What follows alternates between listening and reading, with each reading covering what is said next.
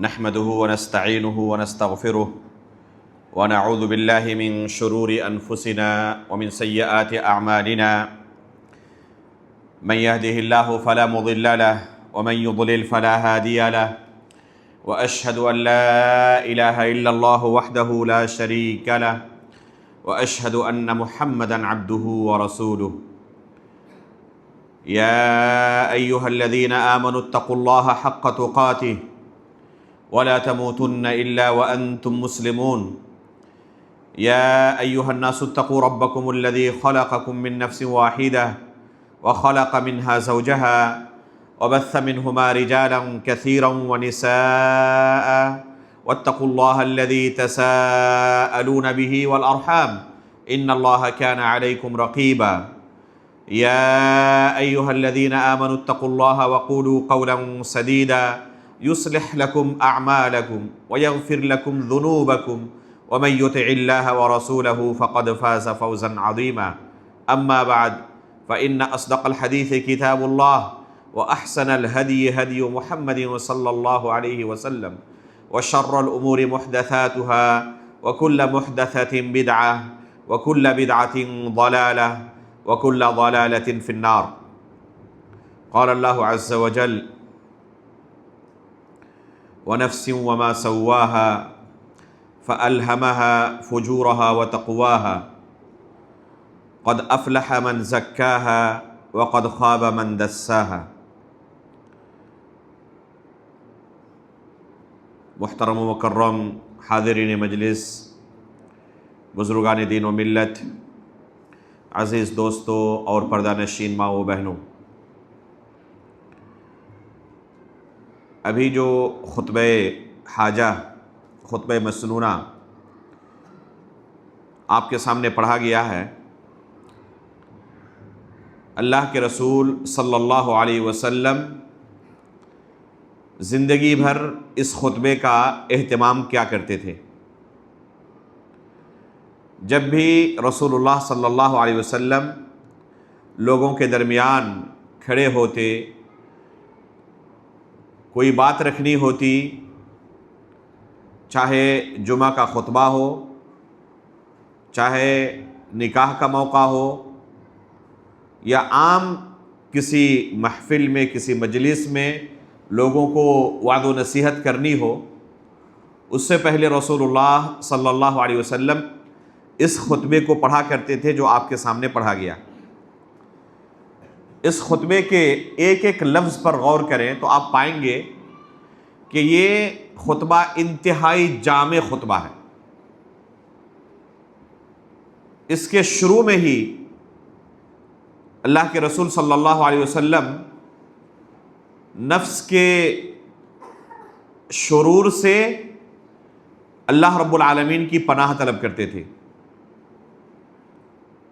بار بار ہم یہ خطبہ سنتے ہیں، پڑھنے والے پڑھتے بھی ہیں، لیکن کبھی غور نہیں کرتے کہ آخر ہم کیا کہہ رہے ہیں، اللہ رب العالمین سے کیا طلب کر رہے ہیں۔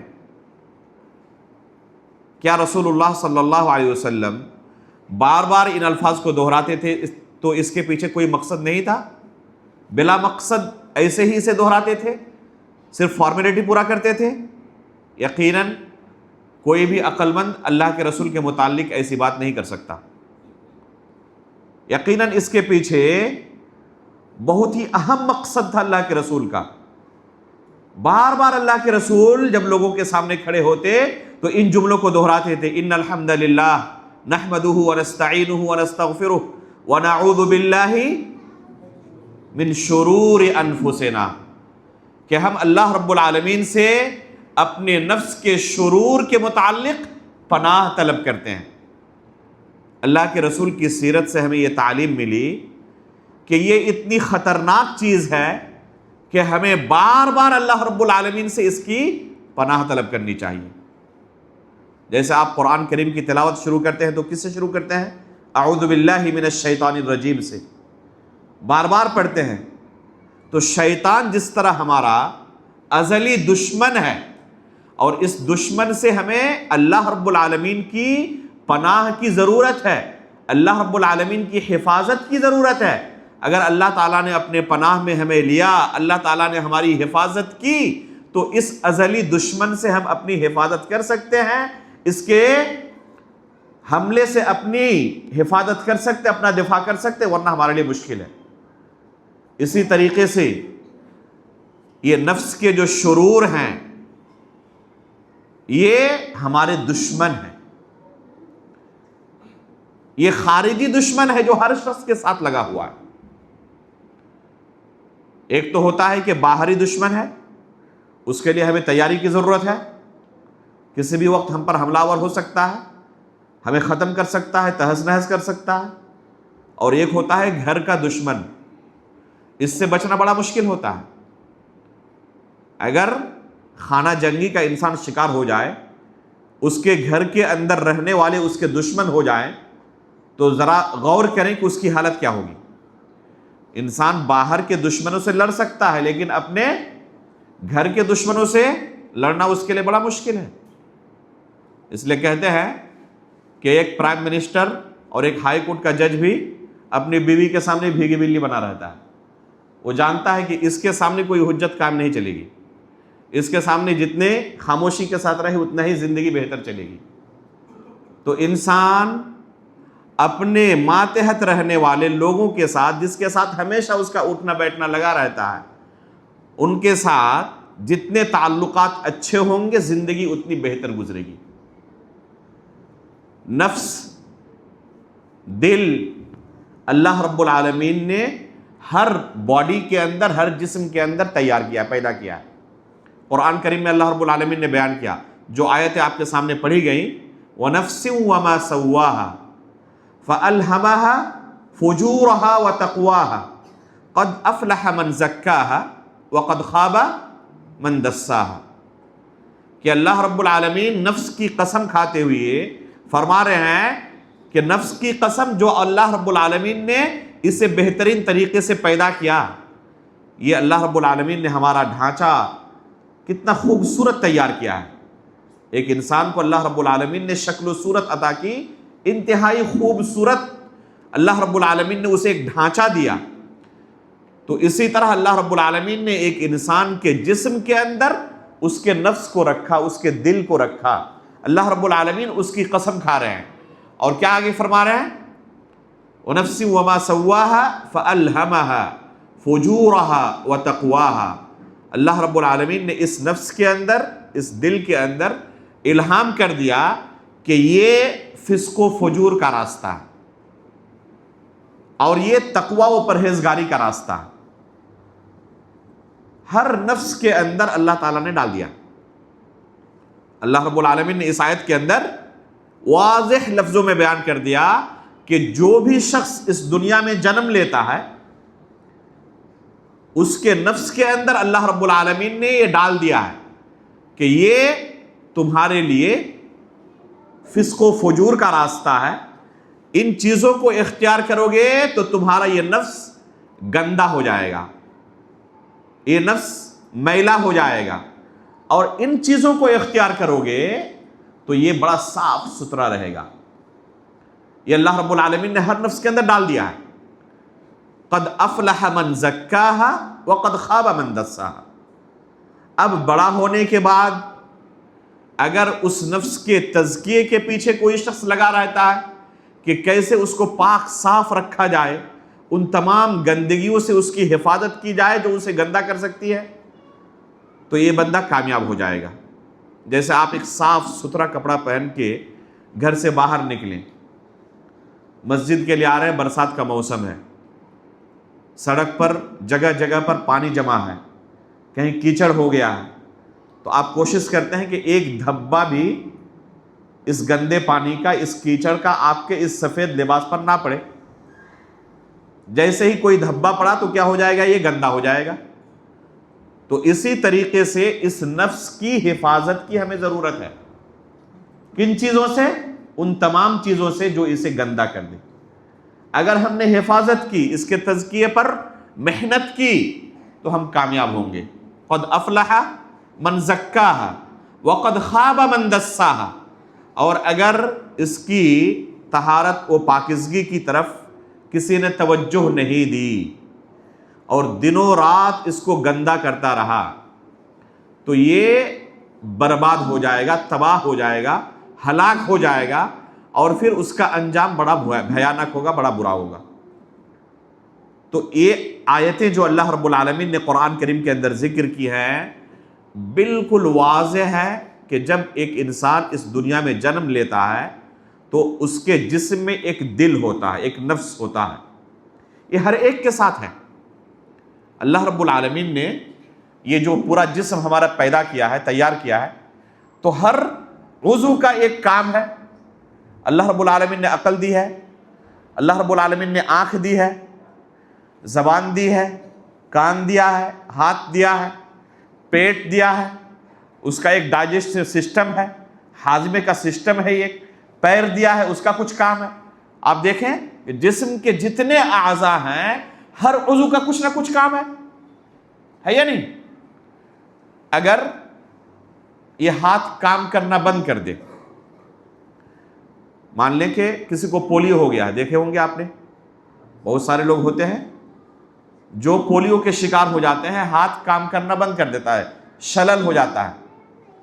اگر اسے کوئی کام لینا ہو اس ہاتھ سے تو لے پائے گا؟ وہ نہیں لے پائے گا۔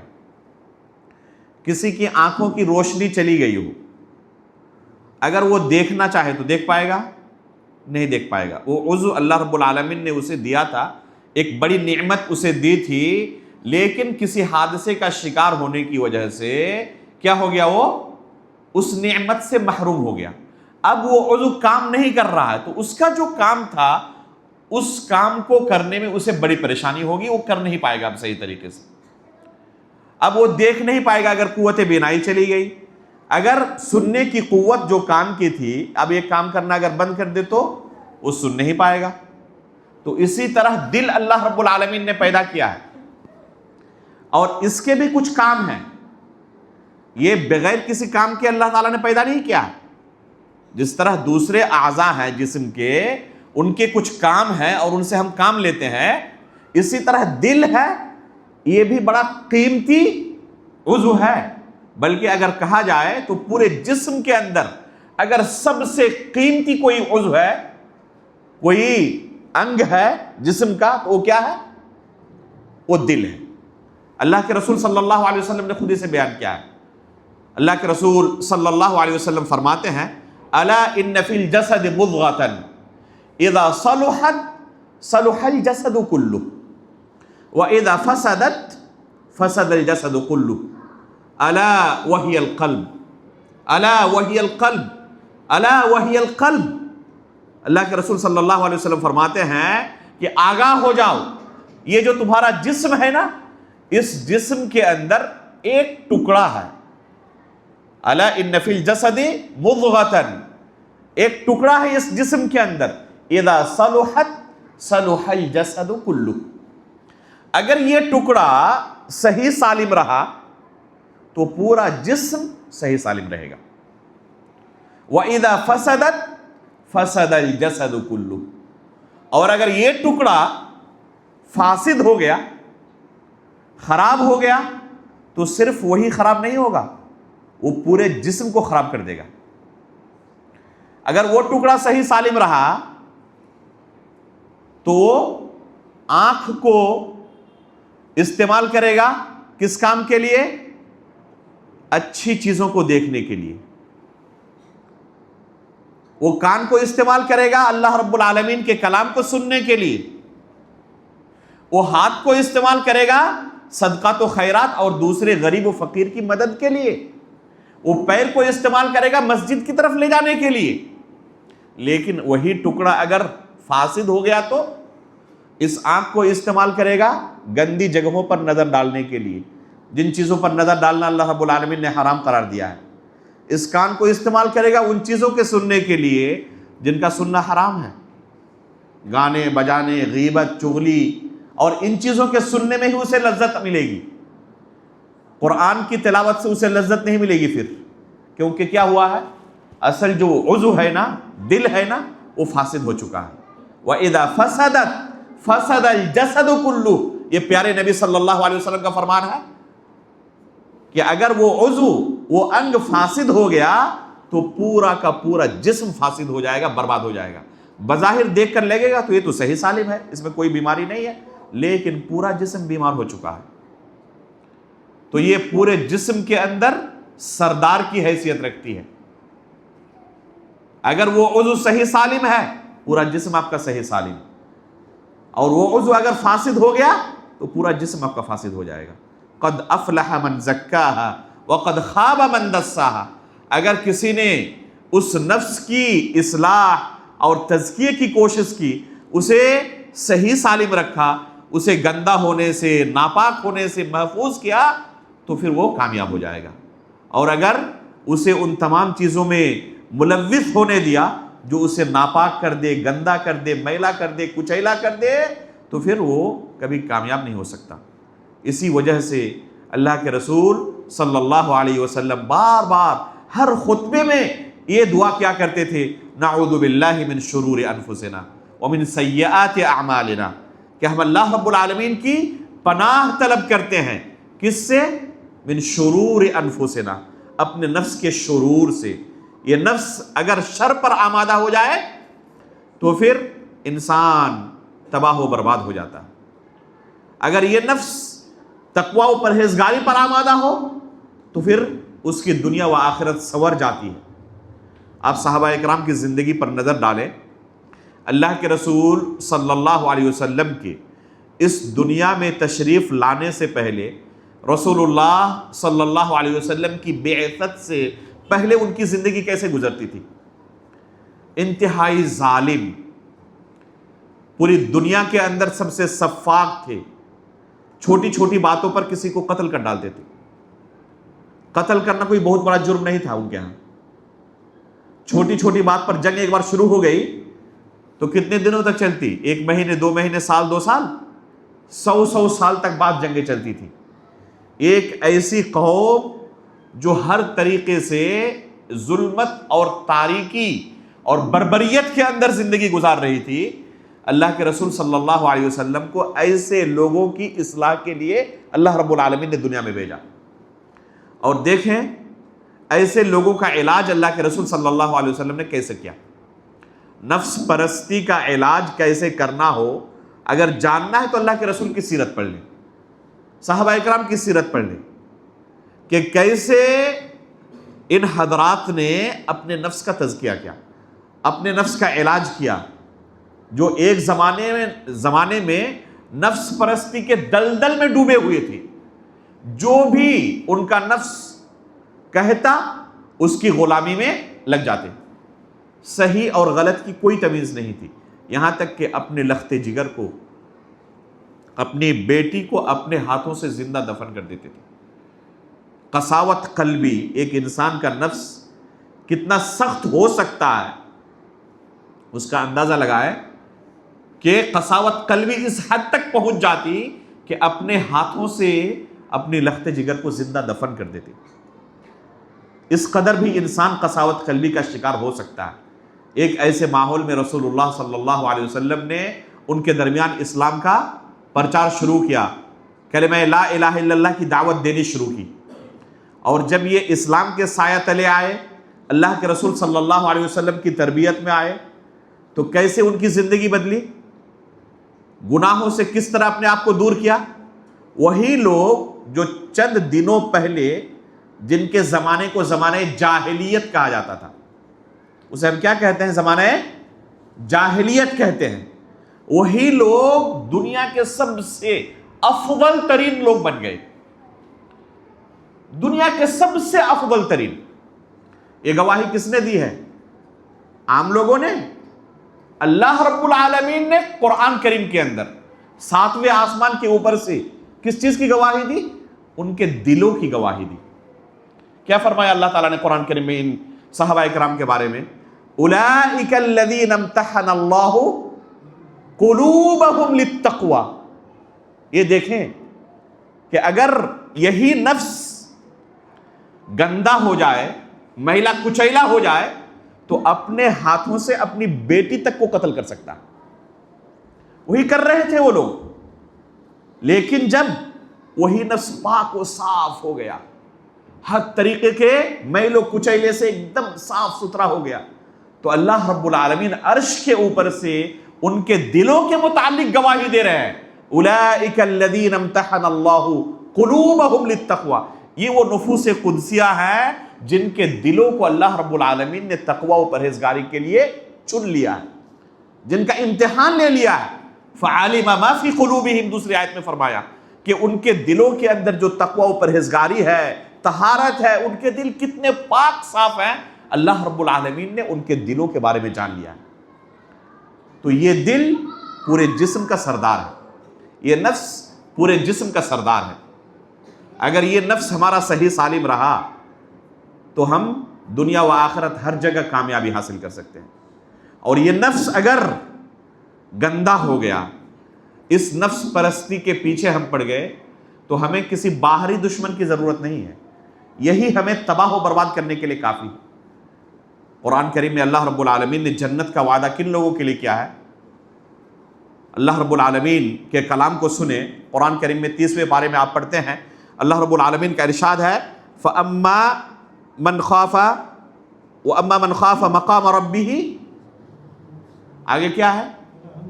وَنَهَى النَّفْسَ عَنِ الْهَوَى فَإِنَّ الْجَنَّةَ هِيَ الْمَأْوَى۔ اللہ رب العالمین کی جنت پانا چاہتے ہیں تو آسان سا نسخہ اللہ تعالیٰ نے قرآن میں بیان کر دیا ہے۔ جنت پانے کا آسان سا نسخہ یہ ہے کہ اپنے نفس کو خواہشات کے پیچھے نہ لگائیں۔ اگر کسی نے اپنے نفس کو کسی طرح روک لیا خواہشات کے پیچھے بھاگنے سے، فَإِنَّ الْجَنَّةَ هِيَ الْمَأْوَى، تو اللہ رب العالمین کا وعدہ ہے کہ ایسے ہی لوگوں کے لیے ہم نے جنت کو تیار کر کے رکھا ہے، ایسے لوگوں کا ٹھکانہ جنت ہے۔ اگر صرف قرآن کریم کے اندر اور اللہ کے رسول صلی اللہ علیہ وسلم کی احادیث میں نفس کے تعلق سے، دل کے تعلق سے جو کچھ بیان ہوا ہے اسے صرف پڑھا جائے تو گھنٹوں لگیں گے۔ جو اللہ رب العالمین نے قرآن کریم کے اندر بیان کیا ہے، یا اللہ کے رسول صلی اللہ علیہ وسلم نے اپنی احادیث کے اندر بیان کیا ہے۔ علماء اکرام نے قرآن کریم کے نصوص کو، اللہ کے رسول صلی اللہ علیہ وسلم کی احادیث کو سامنے رکھتے ہوئے استقراء کرتے ہوئے کہا ہے کہ اگر قرآن کریم کا بغور مطالعہ کیا جائے تو ہم پاتے ہیں کہ تقریباً 3 طرح کے نفس ہیں جن کا تذکرہ اللہ رب العالمین نے قرآن کریم کے اندر کیا ہے۔ پہلا نفس امارہ اسے کہتے ہیں، جو ہر شخص کے ساتھ ہوتا ہے۔ پہلی قسم کیا ہے؟ نفس امارہ، اس کا تذکرہ آپ کو سورہ یوسف کے اندر ملے گا۔ یوسف علیہ السلام کا قصہ معروف ہے، جانتے ہیں۔ اللہ رب العالمین نے تفصیل کے ساتھ ایک ہی سورت کے اندر پورے قصے کو بیان کر دیا۔ اللہ رب العالمین اس سورے کے اندر ارشاد فرماتے ہیں ان النفس لامارۃ بالسوء الا ما رحم ربی، یہ نفس جو ہے ایک انسان کو ہمیشہ برائی کی طرف ابھارتا ہے، یہ اس نفس کی صفت ہے، اور یہ نفس ہر ایک کے ساتھ موجود ہے۔ جتنے بھی انسان اللہ تعالیٰ نے دنیا میں پیدا کیے، ہر ایک کے جسم کے اندر اللہ تعالیٰ نے یہ نفس ڈالا ہوا ہے۔ یہ کیا کرتا ہے؟ انسان کو برائی کی طرف ابھارتا ہے، اور اسی لیے انسان کی فضیلت ہے کیونکہ یہ اپنے نفس کے ساتھ جہاد کرتا ہے۔ وہ جانتا ہے کہ یہ کام اللہ رب العالمین نے حرام کیا ہمارے لیے، اس میں لذت بھی ہے لیکن انجام اس کا بڑا بھیانک ہے، اور اس وجہ سے اپنے نفس کو کچلتا ہے۔ وہ نفس کی غلامی نہیں کرتا، خواہشات کے پیچھے نہیں بھاگتا، اور اس کی خلاف ورزی کر کے اللہ رب العالمین کے حکم کی اتباع کرتا ہے۔ تو ایک ہے اللہ رب العالمین کے حکم کی اتباع کرنا، اور ایک ہے خواہشات نفس کی اتباع کرنا۔ اس کو اللہ رب العالمین نے دوسری آیت میں کیا بیان کیا؟ افمن اتخذ الہہ ہواہ، کچھ لوگ ایسے ہوتے ہیں جو اپنا معبود اپنے نفس کو بنا لیتے ہیں، خواہشات نفس کو گویا کہ انہوں نے اپنا معبود بنایا ہوا ہے۔ وہ اللہ کی عبادت نہیں کرتے، اپنے خواہشات کی عبادت کرتے ہیں۔ نفس کہہ رہا ہے کہ یہ چیز بڑی پیاری ہے، بڑی لذت ملے گی، بھاگو اس کے پیچھے، اور اس کے پیچھے بھاگنے لگتا ہے، حالانکہ اللہ رب العالمین اسے کیا کہہ رہا ہے کہ نہیں، اس کا انجام بڑا بھیانک ہوگا۔ جیسے آپ مچھلی کا شکار کرنے کے لیے جاتے ہیں تو اس کے سامنے چارہ ہوتا ہے، اسے لگتا ہے بظاہر کیا کہ یہ میرا چارہ ہے، میرے لیے خوراک ہے، لیکن انجام کیا ہوتا ہے؟ وہ اپنی جان گنوا دیتا ہے۔ تو اسی طریقے سے یہ حرام چیزیں نفس ان کی طرف ابھارتا ہے ایک انسان کو، اور اللہ رب العالمین نے اسے اس سے منع کیا ہے، رسولوں کو بھیجا، شریعت اس کے لیے نازل کی، اور اسے قدم قدم پر شریعت کی طرف سے رہنمائی کی گئی، یہ چیز تمہارے لیے مہلک ہے، یہ چیز تمہیں ہلاک و برباد کر دینے والی ہے۔ اور اس کے باوجود سب کچھ جاننے کے بعد بھی ایک انسان اپنے نفس کی اتباع کرتے ہوئے، خواہشات کے پیچھے بھاگتے ہوئے ان چیزوں کا ارتکاب کرنے لگتا ہے۔ تو ایسے لوگوں کے بارے میں اللہ تعالیٰ نے کیا کہا؟ افمن اتخذ الہہ ہواہ، کہ ان لوگوں نے خواہشات کو اپنا معبود بنا لیا ہے، اللہ رب العالمین کی پرستش کی جگہ نفس کی پرستش شروع کر دی ہے، یہی نفس پرستی ہے۔ تو یہ نفس امارہ ہے جو ہر انسان کو گناہ پر ابھارتا ہے، اسے گناہ کو مزین کر کے پیش کرتا ہے۔ فجر کی نماز کا وقت ہو چکا ہے، اللہ کے رسول صلی اللہ علیہ وسلم فرماتے ہیں کہ شیطان آ کے تھپکی دیتا ہے، الا ایھا اللیل الطویل، الا ایھا اللیل الطویل، ابھی رات کافی لمبی ہے، سوتے رہو سوتے رہو سوتے رہو، یہاں تک کہ سورج طلوع ہو جاتا ہے، اور شیطان اس کے کان میں پیشاب کر کے بھاگ جاتا ہے۔ تو یہ نفس اسے اسی طرح تھپکی دیتے رہتا ہے کہ ابھی رات بڑی لمبی ہے، اپنے نفس کی اتباع کرو، اس میں لذت ہے۔ لیکن جو اللہ کے نیک بندے ہوتے ہیں وہ اس نفس کی غلامی نہیں کرتے، اس نفس کی پرستش نہیں کرتے، وہ اللہ رب العالمین کی عبادت اور پرستش کرتے ہیں، اور اس نفس کو کچلتے ہیں اور اللہ رب العالمین کی عبادت کے لیے نکلتے ہیں۔ تو یہ ہے نفس کی پہلی قسم، ان النفس لامارۃ بالسوء۔ ایسا نہیں ہے کہ جو نیک لوگ ہوتے ہیں ان کے یہاں یہ نفس امارہ نہیں ہے، ان کے پاس بھی یہ نفس امارہ ہے، لیکن فرق کیا ہے؟ وہ اس کی پرستش نہیں کرتے، اس کی غلامی نہیں کرتے۔ اور کچھ لوگ ہوتے ہیں جو اس نفس کی غلامی کرنے لگتے ہیں، نفس امارہ کی غلامی کرنے لگتے ہیں۔ جنہوں نے اسے اپنا معبود بنا لیا، اس کی غلامی شروع کر دی، ان کا انجام بڑا بھیانک ہوگا۔ اگر اس نے غلامی شروع کر دی تو ایسے لوگوں کے بارے میں قرآن میں اللہ تعالیٰ نے کیا کہا؟ لہم قلوب لا یفقہون بہا ولہم اعین لا یبصرون بہا ولہم آذان لا یسمعون بہا اولئک کالانعام بل ہم اضل۔ یہ اللہ رب العالمین کا ارشاد ہے، کچھ لوگ اس طرح گئے گزرے ہو جاتے ہیں کہ اللہ تعالیٰ نے دل دیا ہے لیکن سمجھتے نہیں، اللہ نے کان دیے ہیں لیکن سنتے نہیں، اللہ رب العالمین نے آنکھ دی ہے دیکھتے نہیں۔ یہ لوگ اولئک کالانعام، یہ لوگ چوپائے کے مانند ہوتے ہیں، بل ہم اضل، بلکہ چوپائیوں سے بھی گئے گزرے ہوتے ہیں، چوپائی ان سے بہتر ہے، چوپائی ان سے بہتر ہے۔ اللہ رب العالمین نے ان جانوروں کے اندر بھی دل دیا ہے، عقل دیا ہے، اور اس بنا پر وہ صحیح اور غلط کی تمیز کرتے ہیں، اس بنا پر صحیح اور غلط کی تمیز کرتے ہیں۔ صحیح بخاری کے اندر ایک واقعہ ہے عمرو بن میمون رحمہ اللہ کا، دیکھیں یہ جانور کا قصہ ہے، اور اللہ رب العالمین نے انسان کو کیا بنایا ہے؟ اشرف المخلوقات بنایا ہے، اور اس کے باوجود انسان جانوروں سے بھی بدتر ہو جاتا ہے بسا اوقات۔ صحیح بخاری کے اندر یہ قصہ موجود ہے۔ عمرو بن میمون رحمہ اللہ فرماتے ہیں کہ ایک مرتبہ میں ایک جنگل میں ایک واقعہ دیکھا، ایک ماجرا دیکھا۔ کیا تھا؟ ایک بندر اور ایک بندریا ہے، اور یہ بندریا جو ہے اس کے ہاتھ پر اس کا جو شوہر ہے وہ لیٹا ہوا ہے، آہستہ آہستہ اپنا ہاتھ کھینچا اور وہاں سے بھاگ کھڑی ہوئی. کہتے ہیں کہ میں بھی بھاگا پیچھے, دیکھوں یہ کرتی کیا ہے, اور ایک دوسرے عاشق کے پاس جا کر اس نے اس سے زنا کیا. واپس آئی اور پھر اسی کیفیت میں اپنے شوہر کے ساتھ سونے کے لیے ہاتھ جیسے ہی کیا, فوراً اس کی آنکھ کھل گئی, اور کھلنے کے بعد اس کو سونگھا, اور سونگتے ہی یہ بھاگا, وہاں سے فوراً بھاگا. کہتے ہیں کہ تھوڑی دیر کے بعد دیکھا کہ وہاں پر بندروں کی ایک جماعت حاضر ہو گئی, بندروں کی ایک جماعت حاضر ہو گئی, اور سب نے ایسا محسوس ہو رہا ہے کہ وہ کیا کر رہے ہیں, آپس میں کچھ میٹنگ کر رہے ہیں, مشورہ کر رہے ہیں, مقدمہ چل رہا ہے, کیس چل رہا ہے, اور آخر میں ان دونوں کو رجم کر دیا گیا. پتھر مار مار کر دوسرے بندروں نے ان دونوں کو ہلاک کر دیا. یہ واقعہ کوئی من گھڑت واقعہ نہیں ہے, کوئی من گھڑت قصہ نہیں ہے. کہاں پر موجود ہے یہ؟ صحیح بخاری کے اندر یہ واقعہ موجود ہے.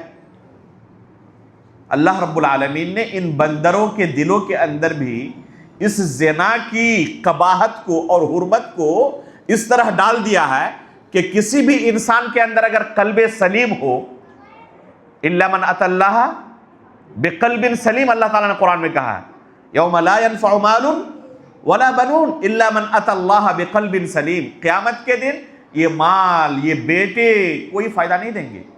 کون فائدہ دے گا؟ بس وہ شخص کامیاب ہو پائے گا جو قلب سلیم لے کر اللہ کے پاس حاضر ہوگا. یہ قلب سلیم اللہ رب العالمین نے عطا کیا تھا, لیکن اس قدر اسے گندا کر دیا ہے کہ اس کے دل کے اندر وہ احساس بھی باقی نہیں رہا جو ان بندروں کے دلوں کے اندر موجود ہے. اور پھر کیا کرتا ہے, زنا جیسے قبیح چیز کے اندر مبتلا ہو جاتا. ایسے لوگ اس جانور سے بھی گئے گزرے ہیں یا نہیں ہیں؟ اولئک کالانعام بل ہم اضل, یہ لوگ چوپایوں کے مانند ہے بلکہ ان سے بھی گئے گزرے ہیں. تو اگر کوئی شخص اس نفس امارہ کے پیچھے پڑ جاتا ہے اور جو بھی اس کا نفس اسے کہتا ہے اس کی غلامی کرنے لگتا ہے, اس کا انجام کیا ہوگا اس کے بارے میں کچھ بھی غور و فکر نہیں کرتا, تو حقیقت میں یہ نفس امارہ ایک انسان کو تباہ و برباد کر دینے والا. اس کے پیچھے ایک انسان اس قدر اندھا ہو جاتا ہے, اس سے صحیح غلط کی تمیز نہیں ہوتی, اپنے ہی بھائی کو قتل تک کر ڈالتا ہے. یوسف علیہ السلام کے بھائیوں نے ان کے ساتھ کیا کیا تھا؟ کنویں کے اندر ڈال دیا. یہ قتل ہی تو کرنا تھا. ایک بھائی اس قدر اندھا ہو جاتا ہے. تو اگر نفس امارہ سے کوئی شخص مغلوب ہو گیا تو ایسا شخص اپنی دنیا و آخرت کو تباہ و برباد کر ڈالتا ہے. کیسے نفس امارہ کام کرتا ہے؟ اللہ کے رسول صلی اللہ علیہ وسلم کی حدیثوں کی روشنی میں اسے سمجھنے کی کوشش کریں. پہلی بار جب کوئی شخص کوئی گناہ کی طرف قدم بڑھاتا ہے تو پہلی بار اس گناہ کو انجام دینا اس کے لیے بڑا مشکل ہوتا ہے, آسان نہیں ہوتا. اگر کسی نے زندگی میں کبھی جھوٹ نہ بولا ہو, پہلی بار اسے جھوٹ بولنا پڑے کسی مجلس میں, اس کی حالت دیکھ کر لوگ فوراً پہچان لیں گے کہ یہ جھوٹ بول رہا ہے, کیونکہ اس کی عادت نہیں ہے جھوٹ بولنے کی. پہلی مرتبہ جھوٹ بولنے کی کوشش کر رہا ہے, اس کی حالت دیکھ کر, بولنے کے انداز کو دیکھ کر فوراً لوگ پہچان لیں گے کہ یہ سچ نہیں بول رہا ہے, زبردستی جھوٹ بولنے کی کوشش کر رہا ہے لیکن بول نہیں پا رہا. آہستہ آہستہ جھوٹ بولنے کی عادت پڑ گئی اور جھوٹ ہی بول رہا ہے, تو اب سچ بولنے میں اسے اسی طرح پریشانی ہوگی. جھوٹ بولنے کی عادت پڑ جائے اور کبھی سچ بولنا پڑے تو اسی طرح حالت ہوگی کہ لوگوں کو پتا چل جائے گا ہاں یہ شاید سچ بولا اس نے. تو پہلی مرتبہ کسی بھی گناہ کو کرنے میں بہت پریشانی ہوتی ہے, آسان نہیں ہوتا. گناہ کی طرف قدم بڑھانا, اگر کسی نے غیبت نہیں کی, کسی نے زنا نہیں کیا, کسی نے شراب نہیں پیا, تو پہلی مرتبہ اس گناہ کو کرنا بڑا آسان ہے. اس لیے اس کا سب سے بہترین علاج ہے کہ جب بھی کسی گناہ کا خیال دل کے اندر آئے فوراً نہ کہیں کہ نہیں. یہ نہ سوچیں کہ یہ چھوٹا ہے, یہ معمولی ہے. شروعات معمولی چیز سے ہوتی ہے. بہت کم لوگ ہوتے ہیں جو شروعات ہی کیا کریں، ایک دم ڈائریکٹ شراب سے کریں. ڈائریکٹ شراب سے شروعات نہیں کرتے، پہلے بیڑی سے شروعات کریں گے، پھر سگریٹ، پھر تمباکو، پھر اس سے اوپر، پھر اس سے اوپر، آہستہ آہستہ چرس، آفیم، گانجا، ہیروئن اور ان چیزوں کا عادی بن جائے گا. پہلے مرتبہ اس سے شروعات نہیں ہوگی، آہستہ آہستہ انسان اسٹیپ بائی اسٹیپ کیا ہوتا ہے، آگے بڑھتا ہے. اس لیے پہلی مرتبہ جب گناہ کا دل میں خیال آئے، پہلی مرتبہ ہی نہ کہہ دیں، اپنے نفس کو وہیں پر روک دیں. اس کی غلامی کرنے آپ ایک مرتبہ لگ گئے تو آہستہ آہستہ اس کے پیچھے بھاگتے رہیں گے، اور دور بھاگنا اس کے لیے بڑا مشکل ہو جائے گا. اس لیے سب سے پہلا قدم انسان کو نہیں اٹھانا چاہیے. جو پہلا قدم گناہ کی طرف اٹھ گیا، یہ سب سے مشکل قدم ہوتا ہے، اور یہ قدم اگر اٹھ گیا تو اگلا قدم بڑا آسان ہو جاتا ہے. پھر دوبارہ سے بارہ، چوتھی بار، پانچویں بار، آہستہ آہستہ وہ پھر اس قدر عادی بن جاتا ہے کہ اسے لگتا ہی نہیں کہ یہ کوئی بھی گناہ ہے. اس لیے آپ دیکھیں، جو گناہ سماج اور معاشرے کے اندر عام ہو جاتے ہیں نا، تو اس کا احساس دل سے اس طرح ختم ہو جاتا ہے کہ اس گناہ کو کرنے والے کو لگتا بھی نہیں کہ میں کوئی گناہ کر رہا ہوں. داڑھی کاٹنا ایک مثال کے طور پر، آج اس قدر یہ عام ہو چکا ہے نا کہ جو کاٹتے ہیں ان کو لگتا بھی نہیں کہ میں کوئی گناہ کر رہا ہوں. لیکن کوئی ایسا معاشرہ جس میں ایک بندے نے پہلی بار یہ جرم کیا، اسے بڑی تکلیف ہوگی، لوگوں کے سامنے کیسے جاؤں گا. جن کی داڑھی ہے، جیسے میری داڑھی ہے، اگر میرے دل میں خیال آئے کہ اس کو ایک دم صاف کر دیتا ہوں، تو فوراً دل میں خیال آئے گا نا، صاف کرنے کے بعد لوگوں کے سامنے حاضر کیسے ہوں گا میں، لوگ دیکھ کر ریئیکشن کیا دیں گے، میرے بارے میں جانیں گے تو کیا کہیں گے لوگ، ہے یا نہیں. لیکن ایک مرتبہ کرنے کے بعد پھر اگلے دن مشکل ہوگا. اب لوگ جان چکے ہیں، کیا فرق پڑتا ہے. تو جب ایک مرتبہ اس نے انجام دے دیا تو دوسری مرتبہ کرنا بڑا آسان ہے. حدیث کے اندر آتا ہے کہ پہلی مرتبہ جب انسان گناہ کر ڈالتا ہے تو ایک چھوٹا سا دھبا، کالا دھبا اس کے دل کے اوپر لگ جاتا ہے، ایک نقطہ، بس اس کے دل کے اوپر ایک کالا دھبا لگ جاتا ہے. اگلی بار پھر کیا، پھر اور ایک اس میں دھبا پڑ گیا. اس طرح گناہ کرتے کرتے کرتے کرتے جب عادت ہو جاتی ہے تو یہ پورا دل جو ہے نا وہ کالا ہو جاتا ہے. گناہ کرتے کرتے یہ پورا دل کالا ہو جاتا ہے. اب اس کے بعد اس کی حیثیت کیا ہوتی ہے، جب پہلی بار اس نے چھوٹا سا گناہ کیا تھا تو اسے ایسا لگ رہا تھا گویا کہ میں کسی پہاڑ کے نیچے بیٹھا ہوا ہوں، اگر اس گناہ کو کر لیا تو یہ پہاڑ میرے اوپر گر جائے گا، ایسا اسے احساس ہو رہا تھا. چھوٹا سے چھوٹا گناہ کرتے وقت اس کے دل کے اندر احساس ہو رہا تھا کہ اگر یہ گناہ کر لیا تو کیا ہوگا، یہ پہاڑ میرے اوپر گر جائے گا اور میں تباہ و برباد ہو جاؤں گا. اب انتہائی بڑا سے بڑا گناہ کرنے کے بعد بھی اسے ایسا لگتا ہے جیسے ناک پر کوئی مکھی بیٹھی ہوئی ہے اور بس بھگا دیا. قتل کرتے ہوئے بھی اسے لگتا ہے بس کیا کیا میں نے، ناک پر ایک مکھی بیٹھی تھی اسے بھگا دیا، ایسا احساس ہوتا ہے اسے. تو یہ جو احساس کا فرق ہے وہ کس وجہ سے ہے، یہ گناہ کے چھوٹے اور بڑے ہونے کی وجہ سے نہیں، عادت کی وجہ سے. تو انسان کو اگر اپنا علاج کرنا ہے تو فوراً گناہ کا دل میں خیال آتے ہی، چاہے کوئی چھوٹا سے چھوٹا، حقیر سے حقیر ہی گناہ کیوں نہ ہو، آپ اسے حقیر نہ سمجھیں. یہ سمجھیں کہ اللہ رب العالمین بہت بڑا ہے، اللہ تعالیٰ سب سے بڑا ہے، اور میں اس رب کی نافرمانی کرنے کی طرف قدم بڑھا رہا ہوں. یہاں اگر آپ نے آپ کو سنبھال لیا، وَنَهَا النَّفْسَ عَنِ الْهَوَىٰ، جو کہا نا وَأَمَّا مَنْ خَافَ مَقَامَ رَبِّهِ وَنَهَا النَّفْسَ عَنِ الْهَوَىٰ، کہ اللہ رب العالمین کے سامنے مجھے ایک دن کھڑا ہونا پڑے گا، اور یہ گناہ اللہ رب العالمین کے سامنے میرے سامنے پیش ہوگا. تو اس وقت اللہ رب العالمین کے سامنے میں کیسے کروں گا؟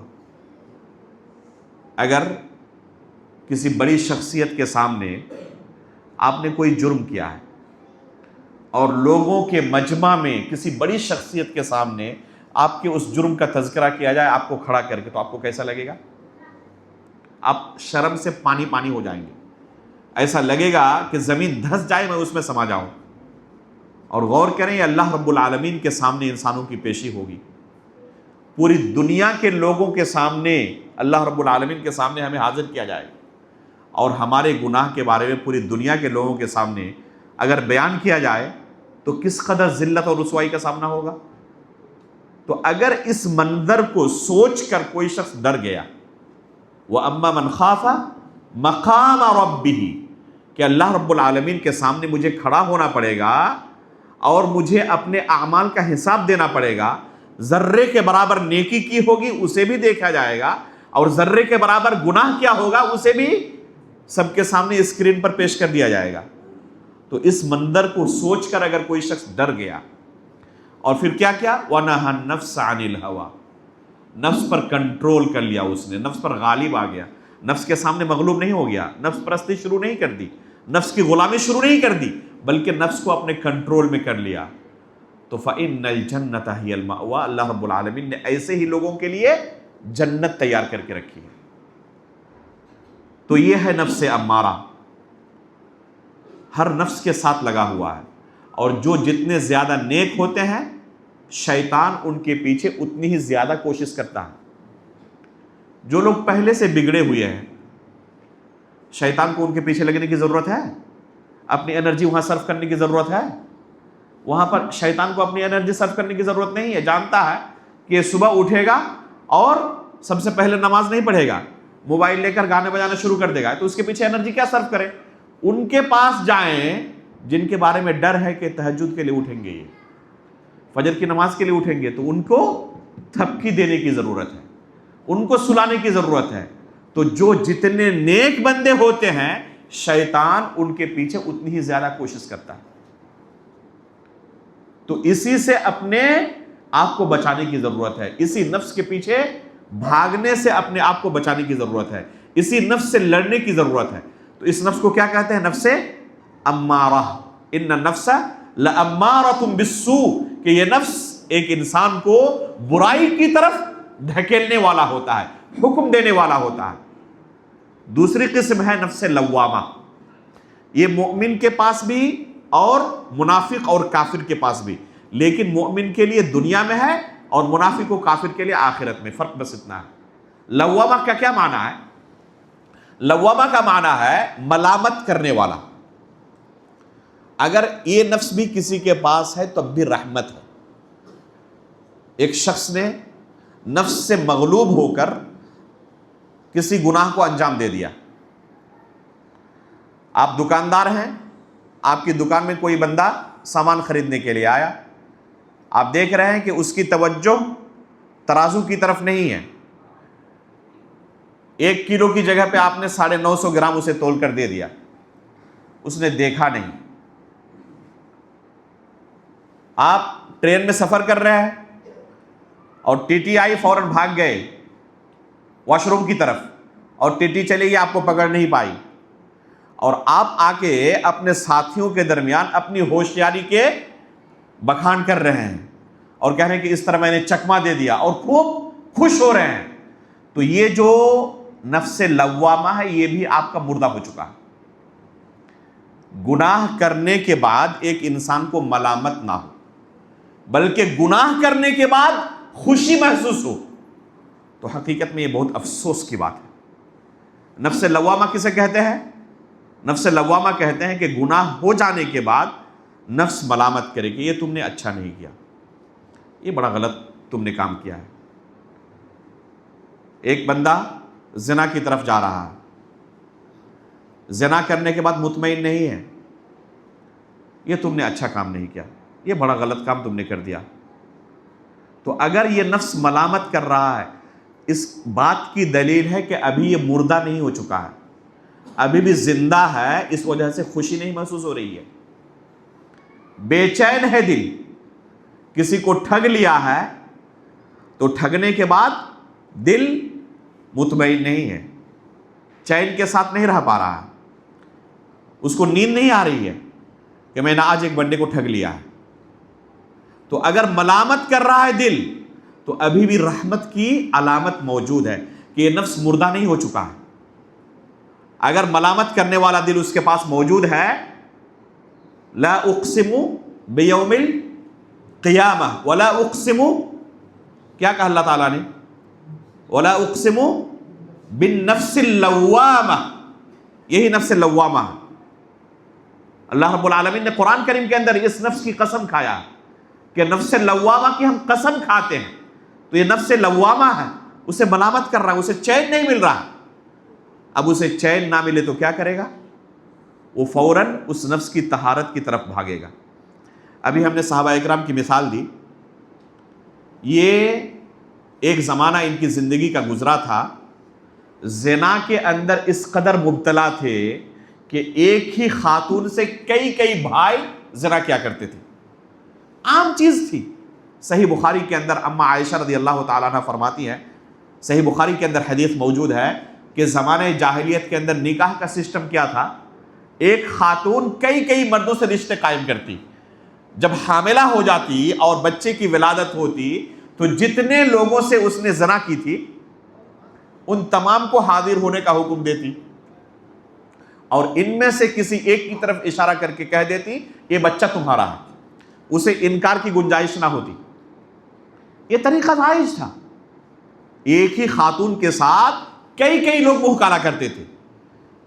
تو یہ صحابہ اکرام اسلام قبول کرنے سے پہلے اس قدر زنا کے دلدل میں ڈوبے ہوئے تھے، اور اللہ کے رسول صلی اللہ علیہ وسلم کی تربیت میں آنے کے بعد جب اسی نفس کو انہوں نے پاک و صاف کیا اور اس نفس کو کچلا انہوں نے، نفس امارہ کو، تو دیکھیں ان کا دل پاک و صاف ہونے کے بعد ان کی حالت کیا ہوتی ہے. اولاً انہوں نے قدم قدم پر اس نفس کی مخالفت کی، نفس کی پرستش نہیں کی، نفس کی غلامی نہیں کی. لیکن تھے وہ بشر ہی، انسان ہی تھے. وہ انسان ہی تھے، وہ فرشتہ نہیں تھے، وہ معصوم نہیں تھے. بشری تقاضے کے تحت کبھی اگر کسی سے کوئی غلطی ہو گئی، کوئی گناہ سرزد ہو گیا تو اس کا خوش ہو رہے ہیں. ایک صحابی سے زنا کا عمل ہو گیا. نفس لوامہ کسے کہتے ہیں جاننا ہو تو اس حدیث کو دیکھیں.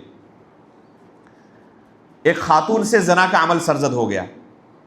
اللہ کے رسول صلی اللہ علیہ وسلم کے پاس آئی اور کہنے لگی اللہ کے رسول صلی اللہ علیہ وسلم مجھ سے زنا ہو گیا ہے، مجھے پاک کر دے. جانتے تھی صحابہ اکرام، جانتے تھے، وہ خاتون جانتی تھی کہ پاک کرنے کا معنی کیا ہے. پاک کرنے کا معنی پتھروں سے مار مار کر مجھے ہلاک کیا جائے گا. وہی لوگ جو ایک زمانے میں زنا کے دلدل میں ڈوبے ہوئے تھے اور لوگوں کا خون پی جاتے تھے، آج نفس کی حالت بدل جانے کی وجہ سے زندگی کس طرح بدلی ہے. غور کریں کہ خود آ رہے ہیں اللہ کے رسول صلی اللہ علیہ وسلم کے پاس اور درخواست کر رہے ہیں اللہ کے رسول مجھے پاک کر دیں. اللہ کے رسول صلی اللہ علیہ وسلم بار بار منہ پھیر لیتے ہیں اور پھر اللہ کے رسول کے سامنے آ جاتی ہیں اور کہتے ہیں اللہ کے رسول مجھے پاک کر دیں. بالآخر صحابہ اکرام سے کہتے ہیں کہ اسے ذرا چیک کرے، کہیں بے ہوشی کے عالم میں تو نہیں ہے، کہیں ایسا تو نہیں کہ ہوش و حواس میں نہیں اور اس طرح اپنے بارے میں کہہ رہی ہے. کہہ رہے نہیں، بالکل ہوش و حواس میں ہے. پتہ چلا کہ حاملہ ہے. کہا کہ ابھی اللہ رب العالمین کا حد نافذ نہیں کیا جا سکتا. پھر جب ولادت ہوئی پھر اللہ کے رسول کے پاس دوبارہ آئی. ایسا نہیں کہ اب چھٹی مل گئی تو بھاگ چلے. اگر ایک انسان کا نفس پاک و صاف ہو جائے تو اسے کسی پولیس کی ضرورت نہیں ہے، اسے کسی ٹی ٹی کی ضرورت نہیں ہے، اسے کسی ٹریفک لائٹ کی ضرورت نہیں ہے، اس کے لیے کسی قانون کی ضرورت نہیں ہے. یہ دنیا جنت نشا بن جائے گی. اگر نفس کی اصلاح ہو گئی تو یہ دنیا جنت بن جائے گی. کوئی کسی کے مال کی طرف غلط نظر سے دیکھے گا ہی نہیں، چاہے لاکھوں کروڑوں اس کے سامنے پڑا ہوا رہے، نظر اٹھا کر نہیں دیکھے گا. یہ خاتون چاہتی تو دوبارہ واپس نہیں آتی. اللہ کے رسول نے بلاوا گھر نہیں بھیجا تھا، خود آئی ولادت کے بعد کہ اللہ کے رسول ولادت ہو چکی ہے، اب مجھے پاک کر دے. نفس ملامت کر رہا ہے، چین و سکون نہیں مل رہا. اللہ کے رسول صلی اللہ علیہ وسلم نے دیکھا کہ بچہ ابھی بھی دودھ پی رہا ہے. کہہ رہے نہیں، جب تک بچہ دودھ پی رہا ہو تب تک حد نافذ نہیں کیا جا سکتا. پھر جب بچہ کھانے پینے لگا، غذا قبول کرنے لگا، پھر آئی اپنے بچے کو لے کر اور پھر اللہ کے رسول صلی اللہ علیہ وسلم نے اس پر حد نافذ کیا. تو یہ ہے نفس لوامہ کہ گناہ کرنے کے بعد نفس کو چین و سکون نہ ملے، بے چین ہو جائے، بے قرار ہو جائے. کہ کیسے مجھے اس گناہ سے چھٹی ملے گی. اللہ رب العالمین کی عدالت میں یہ نہ پہنچے، اس کے سامنے مجھے اپنے اس گناہ کے ساتھ حاضر نہ ہونا پڑے، اس سے پہلے میں پاک و صاف ہو جاؤں. تو اسے کہتے ہیں نفس لوامہ. اگر یہ نفس بھی کسی کے پاس موجود ہے کہ گناہ ہو گیا ہے اور گناہ ہونے کے بعد اسے لذت نہیں مل رہی ہے، وہ لوگوں کے سامنے فخریہ طور پر نہیں بیان کر رہا کہ ہاں آج فلاں کو بیوقوف بنا کر آ گیا، فلاں کو لوٹ کر آ گیا ہوں، آج ٹی کو بیوقوف بنا دیا، وہ مجھے پکڑ نہیں پائی. یہ فخر کی چیز ہے، یہ ڈوب مرنے کی بات ہے کہ ایک انسان گناہ کرے اور اس گناہ پر فخر کرے کہ اس طریقے سے امتحان کے موقع پر استاد موجود تھے، اس کے باوجود میں چٹ کر لیا، میں نے بے ایمانی کر کے اعلیٰ نمبرات سے ڈگری حاصل کر لی. یہ خوش ہونے کی بات؟ اگر نفس زندہ رہتا، مردہ نہ ہو چکا ہوتا، تو انسان گناہ پر کبھی خوش نہیں ہوتا، اسے گناہ پر لذت نہیں ملتی، ملامت ہوتی کہ بہت برا ہو گیا میرے ساتھ، میں نے بہت غلط کر دیا ہے، اب کیسے اپنی اس غلطی کو سدھار کیا جائے. تو اگر نفس لوامہ کسی کے پاس ہوگا تو فوراً کیا ہوگا؟ وہ اللہ کے رسول صلی اللہ علیہ وسلم نے اس کا علاج کیا بیان کیا ہے؟ ہمیں علاج بھی جاننے کی ضرورت ہے. اللہ کے رسول صلی اللہ علیہ وسلم معاذ بن جبل رضی اللہ تعالیٰ عنہ کو وصیت کر رہے ہیں، اور یہ وصیت صرف ان کے لیے نہیں تھی، اللہ کے رسول کی وصیت ہم سب کے لیے ہے. اور میں خود اپنے نفس کو سب سے پہلے وصیت کر رہا ہوں اور آپ لوگوں کو بھی یہ وصیت کر رہا ہوں. شیخ الاسلام علامہ ابن تیمیہ رحمہ اللہ نے ایک کتاب لکھی ہے الوصیۃ الصغریٰ کے نام سے. اسی حدیث کی شرح میں یہ کتاب ہے. اصل الوصیۃ الکبریٰ اور الوصیۃ الصغریٰ دو بڑی پیاری کتابیں ہیں شیخ الاسلام علامہ ابن تیمیہ رحمہ اللہ کی. تو الوصیۃ الصغریٰ کا مضمون یہی ہے، اسی حدیث کی شرح. اللہ کے رسول کی یہ وصیت ہے کن کے لیے؟ اصل معاذ بن جبل رضی اللہ تعالیٰ عنہ کے لیے، اور حقیقت میں یہ وصیت پوری امت کے لیے اللہ کے رسول کی. فرماتے ہیں اتق اللہ حیثما کنت. پہلی وصیت کیا ہے؟ کل 3 وصیت کی اللہ کے رسول نے. اتق اللہ حیثما کنت، جہاں کہیں رہو اللہ رب العالمین کا تقوی اختیار کرو، چاہے لوگوں کے سامنے رہو، چاہے تنہائی میں رہو، لوگوں کے مجمع میں اسکرین کے سامنے رہو، یا پھر دروازہ بند کر کے لائٹ آف کر کے اکیلے رہو، جہاں کہیں رہو اللہ رب العالمین کا تقوی اختیار کرو. یہ پہلی وصیت ہے. دوسری وصیت اتبع السیئۃ الحسنۃ تمحوها. یہ ہے علاج. نفس لوامہ کا علاج کیا ہے؟ اگر گناہ سرزد ہو جائے اور نفس ملامت کر رہا ہے، اس کا علاج کیسے کریں گے اس نفس کا؟ اتبع السیئۃ الحسنۃ تمحوها. اگر کبھی گناہ سرزد ہو جائے تو اس کے بعد فوراً نیکی کرو. یہ نیکیاں گناہوں کو ختم کر دیں گی. جیسے آپ ڈیلیٹ کرتے ہیں نا، جانتے ہیں ڈیلیٹ کرنا؟ تو اسی طریقے سے بندہ جب گناہ کرتا ہے اور گناہ کے بعد نیک اعمال انجام دیتا ہے تو یہ نیکیاں گناہوں کو ڈیلیٹ کر دیتی ہیں، ختم کر دیتی ہیں. قرآن کریم میں اللہ رب العالمین نے اصول بیان کیا ہے ان الحسنات یذہبن السیئات، کہ نیکیاں گناہوں کو کیا کرتی ہیں؟ ختم کر ڈالتی ہیں. بعض لوگ صحابہ اکرام کے تعلق سے پوچھتے ہیں کہ یہ صحابی رسول تھے، ان سے گناہ سرزد ہو گئی. میرے بھائی، وہ انسان تھے، بشر تھے، فرشتے نہیں تھے. اور ان سے اگر کوئی گناہ سرزد ہوئی ہے تو ان کی گناہ کا حجم جانتے ہیں نیکیوں کے بالمقابل؟ ان کی گناہ کا حجم نیکیوں کے بالمقابل پہاڑ اور ذرے کی طرح ہے. صحابہ اکرام کے پاس نیکیوں کے پہاڑ تھے، اور ان سے جو گناہ سرزد ہوئی ہے وہ ذرے کے مانند ہیں. اور اللہ کے رسول کیا بیان کر رہے ہیں؟ وَأَتْبِعِ السَّيِّئَةَ الْحَسَنَةَ تَمْحُوهَا.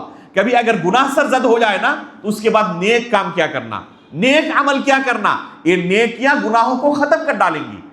تو یہ صحابہ اکرام جن کے پاس نیکیوں کے پہاڑ تھے، ان ذرے کے برابر گناہوں کو ختم نہیں کریں گی.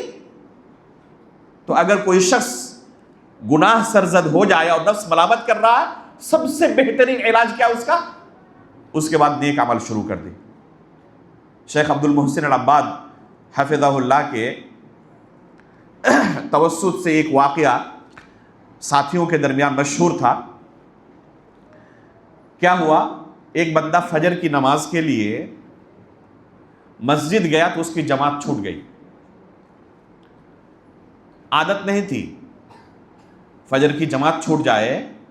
جن کی عادت ہمیشہ چھوڑنے کی ہے ان کے دل کی حالت کا اندازہ لگائے اور اس بندے کی حالت کا اندازہ لگائیں. عادت نہیں تھی, کبھی گیا جماعت چھوٹ گئی. ایسا محسوس ہوا کہ دنیا اور آخرت لوٹ گئی اس کی. اس قدر غمگین ہوا کہ عشاء کی نماز تک مسجد سے باہر نہیں نکلا کہ شاید میرے لیے کفارہ ہو جائے, شاید یہ عمل میرا کفارہ ہو جائے کہ آج فجر کی جماعت میری چھوٹ گئی. اور جن کی جماعت نہیں, نماز چھوٹ جاتی ہے, ان کے دل پر احساس بھی نہیں ہوتا. انس بن مالک رضی اللہ تعالیٰ عنہ اور ابو موسیٰ اشعری رضی اللہ تعالیٰ عنہ دو انتہائی جلیل القدر صحابی رسول ہیں. عمر فاروق رضی اللہ تعالیٰ عنہ کے دور خلافت میں تستر نامی جو علاقہ فتح ہوا تھا, بڑی مشکلوں کے بعد یہ علاقہ فتح ہوا تھا. دشمنوں کے ساتھ بڑی لمبی جنگ لڑنی پڑی, اور جو قلعہ تھا اس قلعے کو مسلمان کافی کوشش کے باوجود فتح نہیں کر پا رہے تھے. اس کی وجہ یہ تھی کہ وہ علاقہ پانیوں کے درمیان, وہ قلعہ پانیوں کے درمیان تھا اور انتہائی سرد. ایسا محسوس ہو کہ اس میں اگر کوئی شخص پیر رکھے تو خون جمع ہو جائے. اس طرح کافی کوشش کے باوجود اس علاقے کو فتح نہیں کر پا رہے تھے.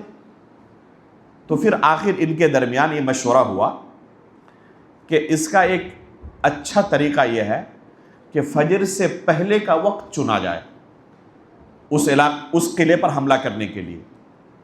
اور اس کے لیے کیا کرنا پڑے گا, اس ندی کو تیر کر ہم قلعہ پر پہنچے اور وہاں حملہ کریں جب لوگ سوئے ہوئے ہوں گے اور ان کے وہم و گمان میں بھی نہیں ہوگا کہ اس وقت کوئی حملہ آور ہو سکتا. اس کے بعد یہ صحابہ کرام پہنچے اپنے پلاننگ کے تحت.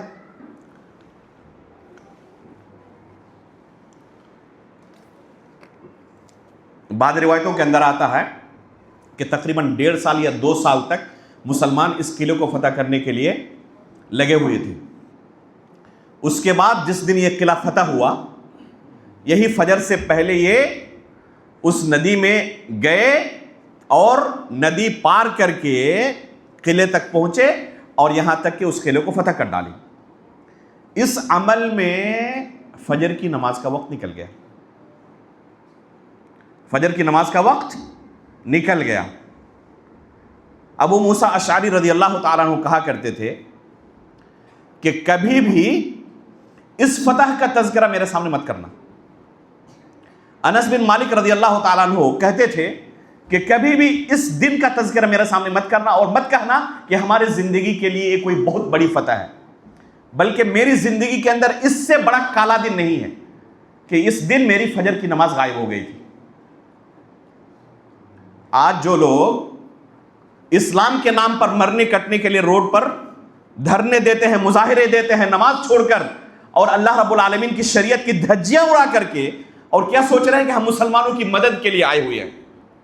ذرا غور کریں, اللہ کے رسول صلی اللہ علیہ وسلم کے صحابہ ہیں, ایک دشمنوں کے قلعے کو فتح کر رہے ہیں, لیکن فجر کی نماز کی قربانی کے عوض یہ فتح حاصل ہو رہی ہے. کوئی خوشی حاصل نہیں ہو رہی ہے, رو رہے ہیں اور کہتے ہیں کہ ہماری زندگی کا سب سے کالا دن آج کا دن ہے کہ ہماری فجر کی نماز غائب ہو گئی. آج فجر کی نماز ہم نہیں پڑھ سکے. عمر فاروق رضی اللہ تعالیٰ عنہ خندق کے موقع پر, غزوہ خندق کے موقع پر 4 نمازیں اللہ کے رسول صلی اللہ علیہ وسلم کی اور صحابہ اکرام کی نہیں پڑھ سکے. ظہر, عصر, مغرب, عشاء, اور رات کو یہ 4 نمازیں ادا کی. اللہ کے رسول صلی اللہ علیہ وسلم ان کفار و مشرکین پر بد دعائیں کر رہے ہیں, ملا اللہ بیوتہم وقبورہم نارا, کہ اللہ رب العالمین ان کے گھروں کو اور ان کے قبروں کو جہنم کی آگ سے بھر دے. ان کی وجہ سے ہم نماز سے غافل ہو گئے. غور کریں کہ یہ غزوہ احزاب, جنگ خندق جو ہے وہ اسلامی تاریخ میں انتہائی اہم غزوہ ہے, جس غزوے کے بارے میں خود اللہ کے رسول نے کیا فرمایا ہے, الان نغزوہم ولا یغزوننا, یہ آخری غزوہ ہے جس میں دشمن ہم پر حملہ کیا ہے. آج کے بعد سے کبھی یہ نوبت نہیں آئے گی. آج کے بعد سے ہم ان پر حملہ کریں گے, وہ ہم پر حملہ نہیں کر سکیں گے. یہ آخری جنگ تھی اللہ کے رسول صلی اللہ علیہ وسلم کی زندگی میں جس میں مسلمان مغلوب تھے. اس کے بعد کی جو جنگیں ہوئی ہیں مسلمان غالب رہے, کبھی مغلوب نہیں ہوئی. یہاں سے مسلمانوں کی طاقت اور شوکت و قوت ابھری ہے. اس کے باوجود اللہ کے رسول عمر فاروق رضی اللہ تعالیٰ اور صحابہ انتہائی غمگین ہیں. کس وجہ سے؟ نماز جماعت کے ساتھ نہیں پڑھ سکے. اور آج ہم کیا کہہ رہے ہیں؟ اسلام کے نام پر مرنے کٹنے کے لیے روڈ پر جمع ہے, دھرنے دے رہے ہیں. نماز پڑھی ہے؟ نہیں, نماز تو نہیں پڑھی. آخری مرتبہ کب پڑھی تھی یاد بھی نہیں ہے. اور یہ گئے ہیں اسلام فتح کرنے کے لیے, اسلام کو تقویت پہنچانے کے لیے. اس طرح اسلام کو تقویت پہنچتی ہے اسلام کی دھجی اڑا کر. اللہ کے رسول صلی اللہ علیہ وسلم کی تعلیمات کی قربانی دے کر اسلام کو ہم تقویت پہنچانا چاہتے ہیں. اس طرح سے اسلام کی تقویت نہیں ہوتی. اسلام کے اوپر عمل کر کے, اللہ رب العالمین کے دین اور اللہ کی شریعت پر عمل کر کے اسلام کو تقویت پہنچ سکتی ہے. تو اگر کسی کے پاس گناہ کرنے کے بعد اس کا نفس ملامت نہ کر رہا ہو, بلکہ اسے چین و سکون محسوس ہو, خوشی محسوس ہو کہ لوگوں کو ہم نے بیوقوف بنا دیا اور لوگ ہمیں پکڑ نہیں پائے, تو گناہ کرنے پر خوش ہونا یہ اس نفس کے مردہ ہو جانے کی دلیل ہے. ایسے شخص سے آپ توقع نہیں کر سکتے کہ وہ توبہ و استغفار کریں گے, وہ پھر نیک عمل کریں گے, اس گناہ کو کیسے ڈیلیٹ کیا جائے, ختم کیا جائے, اس بارے میں فکر مند ہوں گے. تو اگر کوئی نفس ملامت کر رہا ہے پھر بھی ابھی خیر کا پہلو باقی ہے. یہ نفس سے لوامہ ایک مومن کے پاس دنیا میں ہوتا ہے.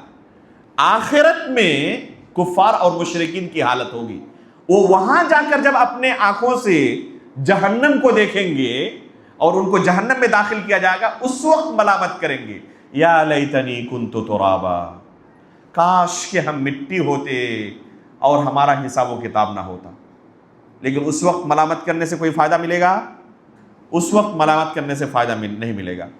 لو کنا نسمع او نعقل ما کنا فی اصحاب السعیر, کاش کہ ہم نے سنا ہوتا انبیاء اکرام کی باتیں, کاش کہ ہم نے ان کی باتوں کو قبول کر لیا ہوتا تو آج جہنم میں نہ جاتے.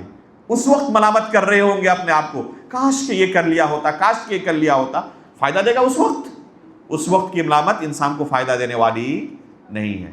لیکن انسان اگر دنیا کے اندر اپنے گناہوں پر ملامت کرتا ہے, توبہ و استغفار کرتا ہے, تو اللہ رب العالمین کو یہ عمل انتہائی محبوب ہے. جب بندہ اللہ رب العالمین کی نافرمانی کرتا ہے اور پھر اس کے بعد صحیح راستے کی طرف پلٹ آتا ہے, اس کا نفس اسے ملامت کرنے لگتا ہے اور پھر اللہ رب العالمین کی طرف پلٹ کے آتا ہے, تو دنیا کے لوگوں کی طرح یہ نہیں کہتا کہ اچھا زندگی بھر تکلیف دیتے رہے اور آج تمہارے ہوش ٹھکانے آئے ہیں, زندگی بھر تو کبھی ہم سے بات نہیں کی, آج گھر میں شادی پڑی ہے, بیٹی کا نکاح ہے, اس لیے منانے کے لیے آئے ہو. اللہ رب العالمین اس طرح طعنہ نہیں دیتے, بلکہ حدیث کے اندر آتا ہے للہ افرح بتوبۃ عبدہ, اللہ رب العالمین اس بندے سے بھی زیادہ اپنے بندے کی توبہ سے خوش ہوتا ہے. کس بندے سے زیادہ؟ ایک انسان, ایک بندہ جو ایک چٹیل میدان میں سفر کرنے کے لیے نکلتا ہے, اس کے ساتھ اس کی سواری ہے, پورا ساز و سامان ہے, ایک جگہ آرام کرنے کے لیے لیٹتا ہے درخت کے نیچے. جب آنکھ کھلتی ہے دیکھتا ہے کہ سواری غائب ہے. آنکھ کھلنے کے بعد کیا دیکھتا ہے؟ سواری غائب ہے جس میں پورا سامان تھا, کھانے پینے کا سب کچھ موجود تھا. اب اس کے سامنے بس ایک چٹیل میدان ہے. پیدل چلے گا تو کتنا دن چل پائے گا؟ 1 دن, 2 دن, 3 دن. پیدل چل کر یہ چٹیل میدان وہ پورا نہیں کر سکتا. کھانے پینے کا کچھ نہیں.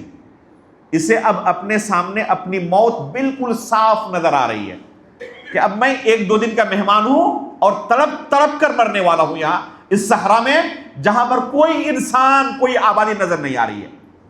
مایوس ہو کر زندگی سے دوبارہ ایک درخت کے نیچے لیٹ جاتا ہے. جب آنکھ کھلتی ہے دیکھتا کیا ہے؟ اس کے سامنے اس کی سواری پورے ساز و سامان کے ساتھ حاضر ہے. تو اب موت کے بعد, یقینی موت کے بعد اسے ایک نئی زندگی مل گئی. کتنی خوشی ہوگی؟ خوشی کے عالم میں پاگل ہو جاتا ہے وہ. کیا زبان سے نکل رہا ہے اسے کچھ پتہ نہیں چلتا. خوشی کے عالم میں کیا کہتا اللہ تعالیٰ کا شکریہ ادا کرتے ہوئے, اللہم انت عبدی وانا ربک. یہ کفریہ کلمہ ہے اگر ہوش و حواس میں کہا ہوتا تو.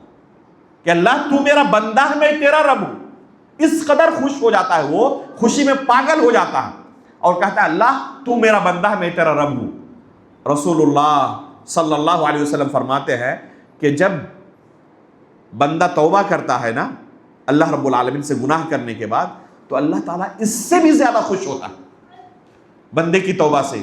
یہ نہیں کہتا کہ اچھا 900 چوہے کھا کے بلی چلی حج کو، آج تمہیں توبہ کرنے کی یاد آئی ہے، اللہ رب العالمین طعنہ نہیں دیتا، بلکہ گناہوں کے انبار ہو، اگر آخری سانس تک بھی انسان اللہ رب العالمین کی طرف پلٹ کے آ جائے تو التائب من الذنب کمن لا ذنب لہ، گناہوں سے توبہ کرنے والا اسی طرح ہو جاتا ہے گویا کہ اس نے گناہ کیا ہی نہیں ہے کبھی۔ تو یہ ہے دوسری قسم نفس کی، نفس لوامہ اسے کہتے ہیں۔ تیسری قسم ہے نفس مطمئنہ۔ تیسری قسم کیا ہے؟ نفس مطمئنہ۔ یہ ہر مومن سے مطلوب ہے، ایک مومن کا نفس نفس مطمئنہ ہونا چاہیے۔ یہ ایمان کا سب سے اعلیٰ درجہ ہے، جب انسان کا نفس بالکل صاف ستھرا ہوتا ہے، اس میں کسی طرح گناہ کا دھبا نہیں ہوتا، ایسا کوئی کام بندہ نہیں کرتا جس سے اس دل کو میلا اور کچیلا کیا جا سکے، گندا کیا جا سکے۔ ان تمام چیزوں سے جس طرح سفید کپڑے کی انسان حفاظت کرتا ہے، اس طرح اس نے حفاظت کی ہوئی ہے۔ قدم اٹھاتا ہے اس سے پہلے سوچتا ہے کہ اللہ تعالیٰ اس قدم سے راضی ہوگا یا ناراض ہوگا، لوگ کیا سوچیں گے کوئی پرواہ نہیں، ہمارا رب کیا سوچے گا۔ اللہ کے سامنے حاضر ہوں گے تو اس قدم کی وجہ سے خوشی محسوس ہوگی یا ذلت کا سامنا کرنا پڑے گا۔ بس اللہ رب العالمین کی رضامندی کو سب پر مقدم رکھتا ہے اور لوگوں کی رضامندی کی کوئی پرواہ نہیں کرتا۔ تو ایسا نفس کیا ہے؟ اس کو نفس مطمئنہ کہتے ہیں، اور یہ آسان نہیں ہے۔ ظاہر سی بات ہے کہ ایک انسان اللہ رب العالمین کے تابع اپنے آپ کو کر لے اور اپنی تمام خواہشات کو کچل ڈالے تو یہ معاملہ اتنا آسان نہیں ہے۔ اگر یہ درجہ کسی کو حاصل ہو جائے، اسی کو معمولی سا اجر کرے، کوئی معمولی سا عمل انجام دے، بظاہر آپ کو لگ رہا ہے کہ تو چھوٹا سا نیکی کا عمل اس نے کیا ہے، تو اسی نفس کی وجہ سے، نفس کے اندر جو جذبات ہیں، جو خلوص ہے، جو للہیت ہے، جو خشوع ہے، اسے احسان کہتے ہیں۔ شریعت کی اصطلاح میں اسے کیا کہتے ہیں؟ احسان کہتے ہیں۔ اللہ کے رسول صلی اللہ علیہ وسلم سے پوچھا جبریل علیہ الصلوۃ والسلام نے، مل احسان، اللہ کے رسول احسان کیا ہے؟ تو جواب میں اللہ کے رسول نے کیا کہا؟ ان تعبد اللہ کأنک تراہ فإن لم تکن تراہ فإنہ یراک۔ یہ ہے احسان، اللہ کی عبادت ایسے کرو گویا کہ تم اللہ کو دیکھ رہے ہو، کأنک تراہ، گویا کہ اللہ کو دیکھ رہے ہو۔ کیوں گویا کہ کہا؟ کیونکہ اس دنیا میں اللہ تعالیٰ کو دیکھنا ممکن نہیں ہے۔ ممکن ہے کوئی دیکھ لے اللہ تعالیٰ کو اس دنیا میں؟ موسیٰ علیہ السلام نے قرآن میں اللہ تعالیٰ نے ذکر کیا ہے، اللہ تعالیٰ سے خواہش ظاہر کی کہ اللہ میں دیکھنا چاہتا ہوں آپ کو، تو اللہ رب العالمین نے کیا جواب دیا؟ لن ترانی، ہرگز مجھے نہیں دیکھ سکتے۔ تو اللہ کے ایک نبی ہیں، درخواست پیش کر رہے ہیں اور اللہ کی طرف سے جواب آ رہا ہے کہ ہرگز نہیں دیکھ سکتے، تو ہم لوگ دیکھ سکتے ہیں؟ تو اللہ کے رسول نے کیا فرمایا؟ کأنک تراہ، گویا کہ تم اللہ کو دیکھ رہے ہو، فإن لم تکن تراہ فإنہ یراک۔ یہ تو نہیں ہو سکتا تمہارے ساتھ کہ تم اللہ کو ڈائریکٹ دیکھ لو، کم از کم یہ تصور تمہارے دل میں رہے کہ اللہ تعالیٰ مجھے دیکھ رہا ہے۔ اگر یہ تصور انسان کے دل میں آ گیا، اس کے عمل کے اندر فرق پڑے گا نہیں پڑے گا؟ آپ جس بلڈنگ میں رہتے ہیں، لفٹ کے اندر CCTV کیمرہ لگا ہوا ہے، آپ کے ساتھ کوئی خاتون بھی ہے، آپ اس کے ساتھ کوئی غلط حرکت نہیں کرتے، کیوں؟ یہ CCTV کیمرہ لگا ہوا ہے، سب لوگ دیکھیں گے، بعد میں بڑی رسوائی ہوگی۔ آپ کو اگر پتہ چل جائے کہ ابھی سامنے کیمرہ لگا ہوا ہے، مان لیں کہ کسی روم کے اندر آپ کیمرہ لگا دیں اور اسے لائیو کر دیں، جس طرح خبریں لائیو ہوتی ہے نا. آج بہار کے اندر متگنہ تھا، پوری دنیا کے لوگ دیکھ رہے تھے لائیو کہ کون آگے بڑھ رہا ہے، کون پیچھے جا رہا ہے.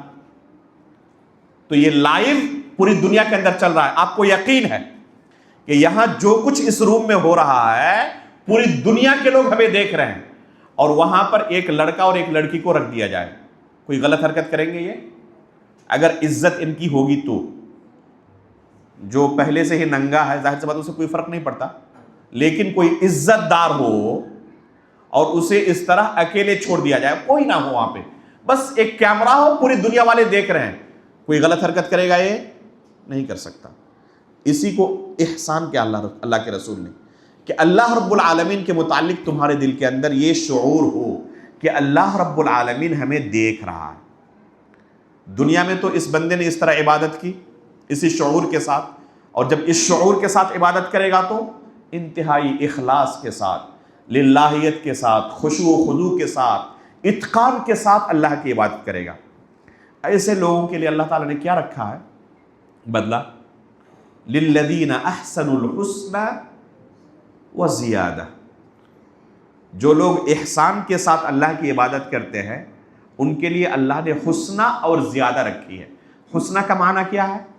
حسنہ کا معنی جنت ہے، اور زیادہ کا معنی اللہ رب العالمین کا دیدار، اللہ تعالیٰ کی رؤیت جنت کے اندر حاصل ہوگی، جو کہ جنتیوں کے لیے سب سے بڑا انعام ہوگا. تو دنیا میں اس نے اس کیفیت کے ساتھ اللہ کی عبادت کی کہ گویا کہ اللہ کو دیکھ رہا ہوں. دنیا میں تو نہیں دیکھ سکا.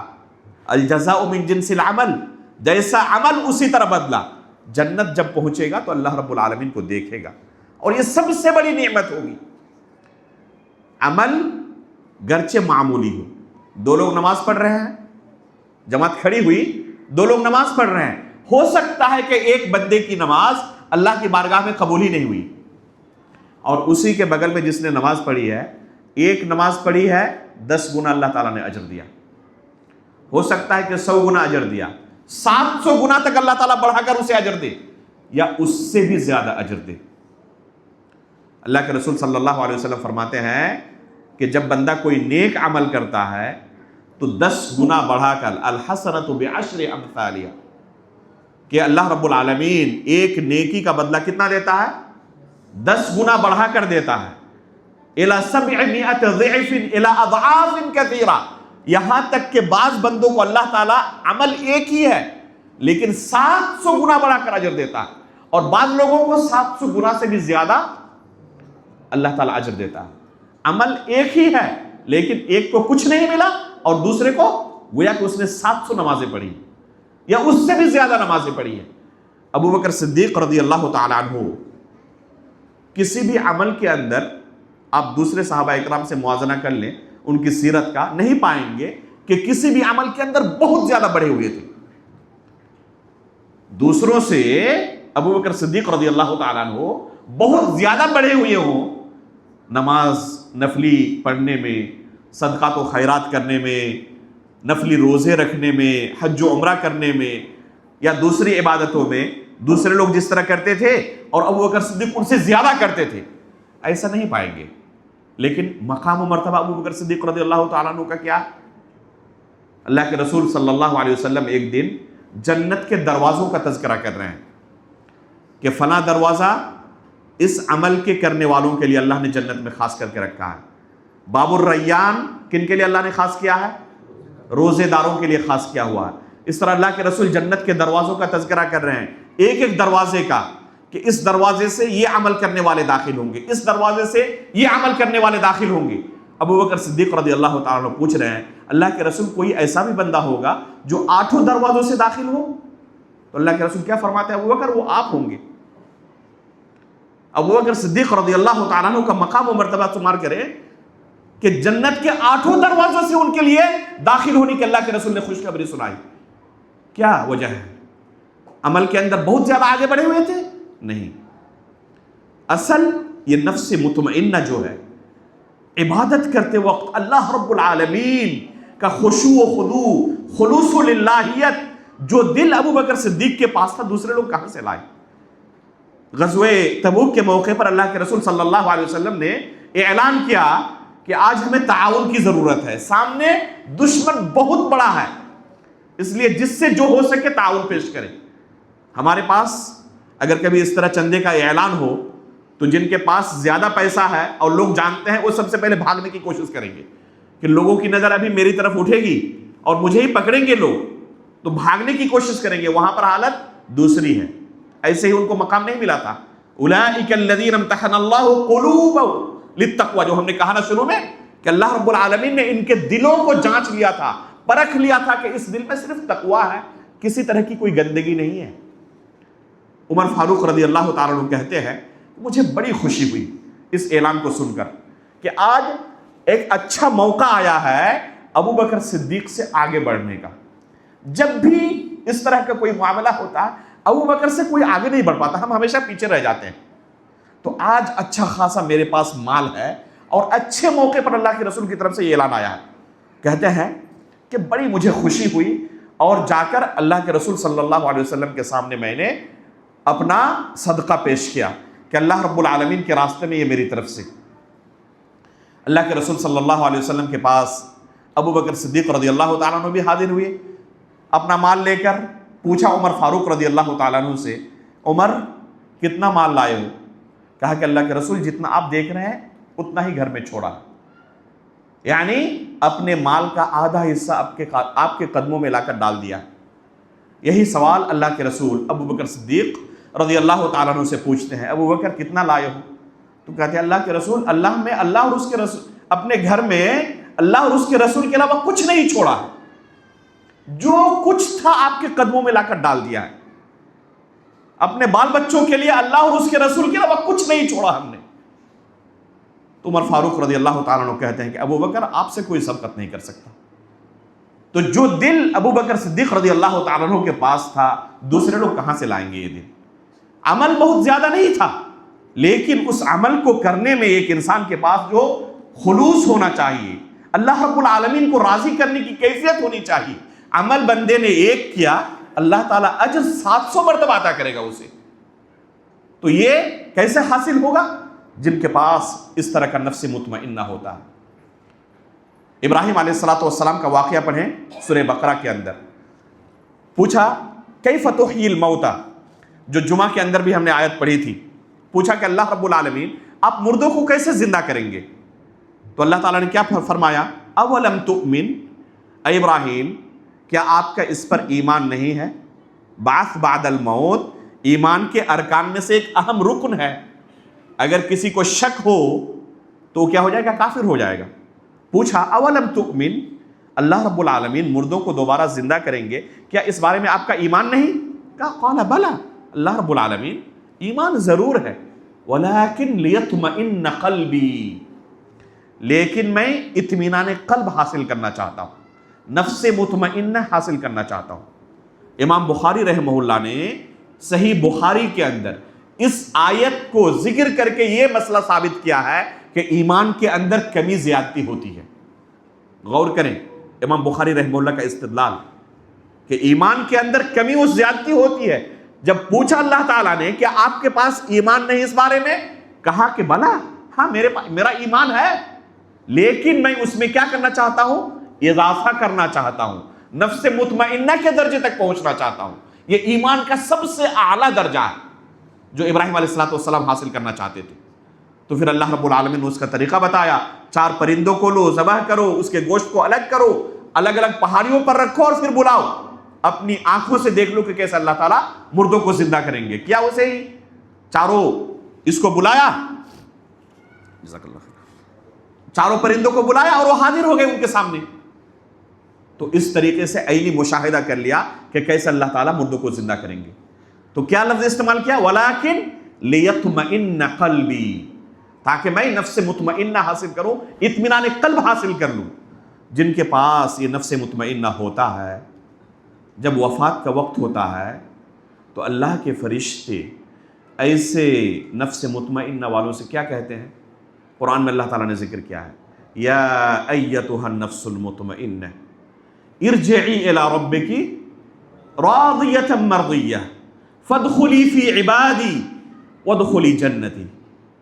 کہ تم نے دنیا میں اس نفس کے ساتھ زندگی گزاری، نفس مطمئنہ کے ساتھ، اب تمہارا وقت آ گیا ہے جنت میں داخل ہونے کا۔ ارجعی الی ربک راضیۃ مرضیہ، اب چلو اللہ رب العالمین کے ساتھ، اللہ رب العالمین کے سامنے پیش ہونے کا وقت آ گیا ہے۔ فادخلی فی عبادی وادخلی جنتی، اب نیک بندوں کے اندر تم شامل ہو جاؤ، میری جنت تمہارے لیے حاضر ہے، جنت میں داخل ہو جاؤ۔ تو اگر کسی کے پاس یہ نفس مطمئنہ ہو تو فرشتے اسے جنت کی دنیا میں خوشخبری سناتے ہیں۔ کیسے یہ نفس مطمئنہ حاصل ہو؟ اللہ تعالیٰ نے قرآن میں اس کا حل بیان کیا ہے، الا بذکر اللہ تطمئن القلوب۔ نفس مطمئنہ حاصل کرنا چاہتے ہیں، اللہ رب العالمین کے ذکر و اذکار کا اہتمام کیا کریں۔ یہ گانے بجانے سننے اور گندی چیزوں کو دیکھنے اور سننے سے یہ نفس گندا ہوتا ہے، یہ کچیلا ہو جاتا ہے، میلا ہو جاتا ہے۔ اگر کوئی ذکر و اذکار کا اہتمام کرے، دینی مجالس میں حاضر رہے، علماء کرام کے ساتھ جڑا رہے، اس کا رشتہ مضبوط رہے، گندی چیزوں کو سننے سے پرہیز کرے، تو ایسے لوگوں کے لیے اللہ رب العالمین کے فرشتے اسے خوشخبری سناتے ہیں۔ الا بذکر اللہ تطمئن القلوب، ذکر و اذکار سے، اللہ رب العالمین کے کلام کی تلاوت سے اس نفس کو اطمینان حاصل ہوتا ہے۔ تو یہ ہے نفس کی 3 قسمیں اور اس کے علاج کا طریقہ جو اللہ رب العالمین نے قرآن کریم کے اندر بیان کیا ہے۔ وقت ختم ہو چکا، بلکہ کچھ زیادہ ہی ہو چکا ہے۔ اللہ رب العالمین سے ہم آخر میں دعا کرتے ہیں کہ اللہ رب العالمین ہمیں نفس امارہ سے لڑنے کی توفیق عطا فرمائے۔ اللہ رب العالمین کبھی ہم سے گناہ سرزد ہو جائے تو اس پر خوش ہونے کے بجائے اللہ رب العالمین فوراً اللہ رب العالمین کی طرف لوٹنے کی ہمیں توفیق عطا فرمائے۔ توبہ و استغفار کو لازم پکڑنے کی اللہ رب العالمین ہمیں توفیق عطا فرمائے۔ اللہ رب العالمین نفس مطمئنہ کے درجے پر پہنچنے کی اللہ تعالیٰ ہمیں توفیق عطا فرمائے۔ ایمان کی حالت پر ہماری وفات ہو، نبیین، صدیقین، شہداء و صالحین کے ساتھ ہمارا حشر ہو، آمین۔ تقبل رب العالمین، وصلی اللہ علی نبینا محمد۔